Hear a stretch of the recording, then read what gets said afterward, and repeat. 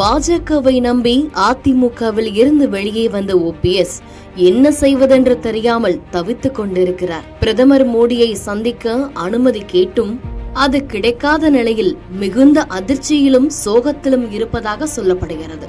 இந்த நிலையில் விரைவில் நடைபெறவுள்ள மதுரை பொதுக்கூட்டத்தில் புதிய கட்சி அறிவிப்பை வெளியிடுவார் என்றும் விஜயுடன் அவர் கூட்டணி சேரலாம் எனவும் எதிர்பார்க்கப்படுகிறது. அதிமுக பொதுச் செயலாளராக இருந்த ஜெயலலிதாவின் நம்பிக்கைக்குரிய தளபதிகளில் முக்கியமானவர் ஓபிஎஸ்.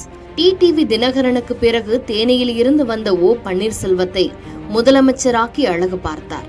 சிறையில் இருந்த ஜெயலலிதா வந்ததும் பதவியை ஒப்படைத்துவிட்டு அமைச்சராக தொடர்ந்தார் ஓபிஎஸ். இதனால் தனக்கு சிக்கல் வரும்போதெல்லாம் ஜெயலலிதா முதலமைச்சராக நியமித்த நிலையில் ஜெயலலிதா மறைவுக்கு பிறகு இடைக்கால முதல்வரான ஓபிஎஸ் தனது பதவியை ராஜினாமா செய்தார். சசிகலா கொடுத்த நெருக்கடியால் தர்ம யுத்தத்தை தொடங்கி அவர் சிறை சென்றதும் எடப்பாடி பழனிசாமியுடன் கைகோர்த்தார் ஓ பன்னீர்செல்வம்.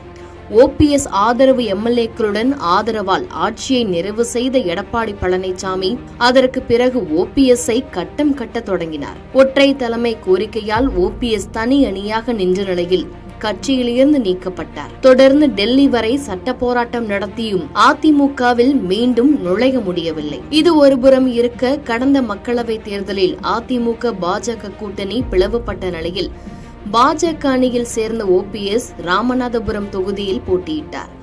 அதிமுகவின் அடையாளமான இரட்டை இலை சின்னத்தை எதிர்த்து போட்டியிட்டு ஓபிஎஸ் தோல்வியடைந்தாலும் அதிமுக வேட்பாளர் 3வது இடத்திற்கு தள்ளப்பட்டார். இதனால் ஓபிஎஸ் தரப்பு மீது இபிஎஸ் தரப்பிற்கு கோபம் அதிகரித்தது. எந்த காலத்திலும் ஓபிஎஸ்ஸிற்கு அதிமுகவில் இடமில்லை என திட்டவட்டமாக இருக்கிறார் எடப்பாடி பழனிசாமி. அதே நேரத்தில் அதிமுகவில் மீண்டும் இணைய வேண்டும் என விரும்புகின்றனர் ஓபிஎஸ் ஆதரவாளர்கள். இதையடுத்து அதிமுக தொண்டர்கள் உரிமை மீட்பு குழு என்ற அமைப்பை ஆரம்பித்து வரும் ஓபிஎஸ் அடிக்கடி ஆதரவாளர்களுடன் ஆலோசனை நடத்தி வருகிறார். அந்த வகையில் கடந்த சில தினங்களுக்கு முன்பு நடைபெற்ற நிகழ்ச்சியில் பேசிய அதிமுக ஓபிஎஸ் அணியின் ஆதரவாளரான ரஞ்சித் குமார், காலில் கூட விழுகிறோம், அதிமுகவில் சேர்த்துக் கொள்ளுங்கள் என பேசினார். ஆனால் காலம் கடந்து விட்டது என ஒரே வரியில் பதிலளித்தார் எடப்பாடி. இந்த நிலையில் பிரதமர் நரேந்திர மோடி தமிழ்நாடு வந்தார். அவருக்கு பாஜகவினர் உற்சாக வரவேற்பு அளித்தனர். குறிப்பாக திருச்சியில் எடப்பாடி பழனிசாமி பிரதமர் நரேந்திர மோடியை சந்தித்து பேசினார். இது ஒருபுறம் இருக்க, பிரதமர் நரேந்திர மோடியை சந்திக்க பன்னீர்செல்வம் கோரிக்கை விடுத்தார்.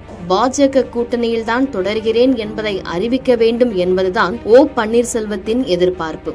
ஆனால் மோடியை சந்திக்க பன்னீர்செல்வத்திற்கு அனுமதி கிடைக்கவில்லை. இதனால் அவரது ஆதரவாளர்கள் கொந்தளித்து போயுள்ளனர். பாஜக பேச்சை கேட்டுதான் வெளியே வந்தேன் என ஓ பன்னீர்செல்வம் கூறியிருந்த நிலையில் தற்பொழுது எடப்பாடி பழனிசாமிக்காக ஓ பன்னீர்செல்வத்தை பாஜக கழற்றிவிட்டதாக கொந்தளிக்கின்றனர். அந்த அதிருப்தியை வெளிப்படுத்தும் வகையில் பேசிய ஓபிஎஸ் ஆதரவு நிர்வாகியான பன்ருட்டி ராமச்சந்திரன் விஜயுடன் ஓ பன்னீர்செல்வம் கூட்டணி அமைக்க வேண்டும் என கூறியிருந்தார். இந்த நிலையில் செப்டம்பர் 4ஆம் தேதி மதுரையில் ஓ பன்னீர்செல்வம் தரப்பு மிகப்பெரிய மாநாட்டை நடத்துகிறது. தென் மாவட்டங்களைச் சேர்ந்த ஓபிஎஸ் ஆதரவாளர்கள் இதில் திரளுவார்கள் என எதிர்பார்க்கப்படுகிறது. அந்த மாநாட்டில் புதிய கட்சி கொடி உள்ளிட்டவற்றை அறிமுகப்படுத்தும் ஓ பன்னீர்செல்வம் கூட்டணி குறித்தும் அறிவிப்பார் என மிகப்பெரிய அளவில் எதிர்பார்க்கப்படுகிறது. குறிப்பாக விஜயுடன் கைகோர்த்து சட்டமன்ற தேர்தலை ஓபிஎஸ் சந்திக்கலாம் என கூறுகின்றனர். தாங்கள் ஆட்சிக்கு வராவிட்டாலும் தன்னை ஏமாற்றிய அதிமுகவும் பாஜகவும் ஜெயிக்க கூடாது என்பதுதான் ஓபிஎஸ்ஸின் திட்டம் எனவும் சொல்லப்படுகிறது.